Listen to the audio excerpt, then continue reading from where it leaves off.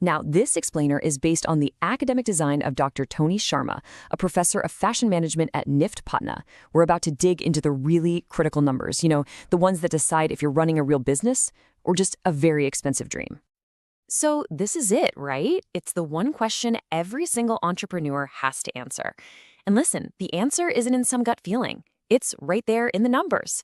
Today, we're going to build the financial compass that helps you navigate from just a cool idea to an enterprise that can actually sustain itself. All right, first things first, everything starts right here. Before we can even begin to talk about profit or even just surviving, we have to talk about the money coming in. It is the absolute lifeblood of your business.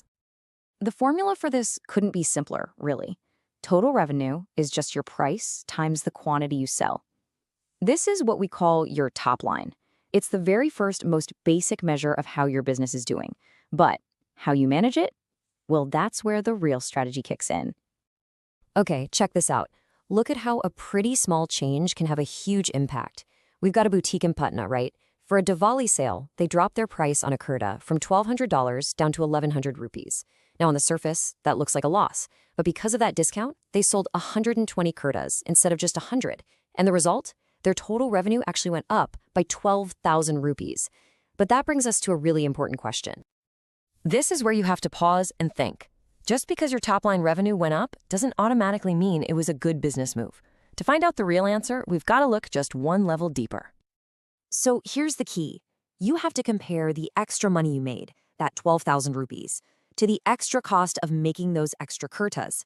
As long as that extra revenue is higher than the extra cost, you've made a smart move. And in this case, yeah, the discount absolutely worked. Okay, so you're making revenue. That's fantastic. But when do you actually get to breathe a little? When do you stop bleeding money every single month? That brings us to maybe the most important number for any new business. We're talking about the break-even point. This isn't about getting rich, not yet anyway. This is pure survival. It's the exact point where the money coming in equals all the money going out, from rent to materials to everything else. It's the moment your business finally starts paying for itself. And thankfully, you don't have to guess. There's a formula for it. You just take your total fixed costs, that's the stuff like rent that you have to pay no matter what, and you divide that by what's called the contribution margin. Now, that sounds a bit technical, but it's really simple. It's just the price of one item minus the variable cost to make that one item. So for a ready-to-wear unit in Patna, let's say their fixed costs are about 1,20,000 rupees a month. So you run the numbers, and what do you get? 667.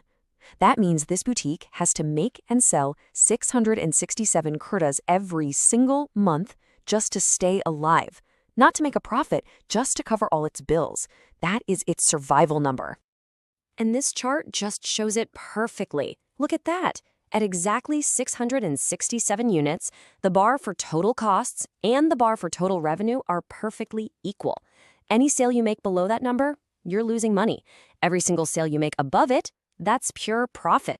But, what happens when things get really tough? When sales are slow and you're being forced to lower your prices?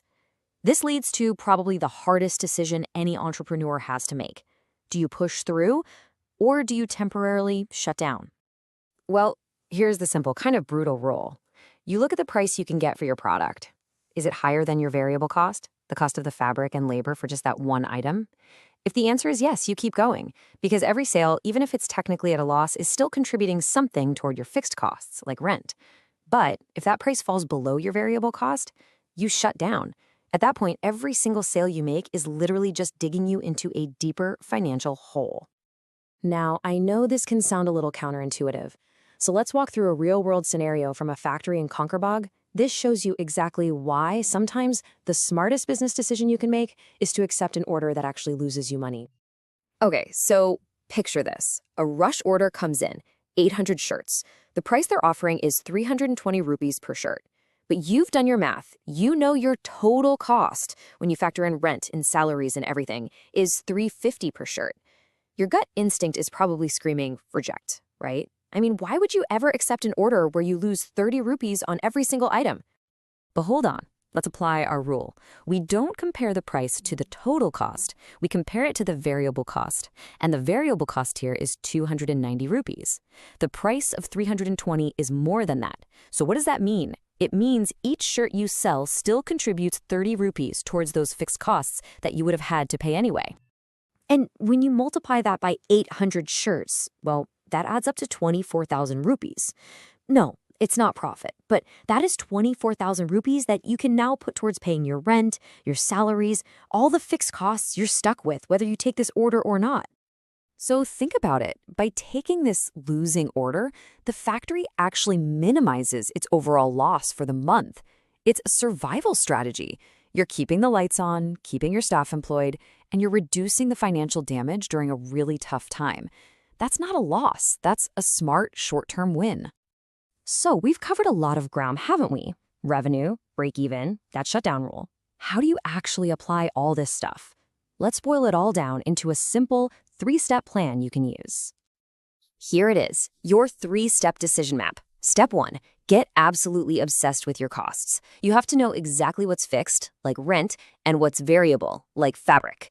Step 2, calculate your break-even point. Burn that survival number into your brain. And step 3, when times get tough, always compare the market price to your variable cost. It will tell you the smartest move every time. You know, in the end, this is what really separates an amateur from a professional. It's moving away from just a gut feeling or a passion and moving towards making clear analytical decisions based on cold, hard numbers. Mastering these concepts is how you give your passion, your business, the absolute best chance to survive and, eventually, to thrive.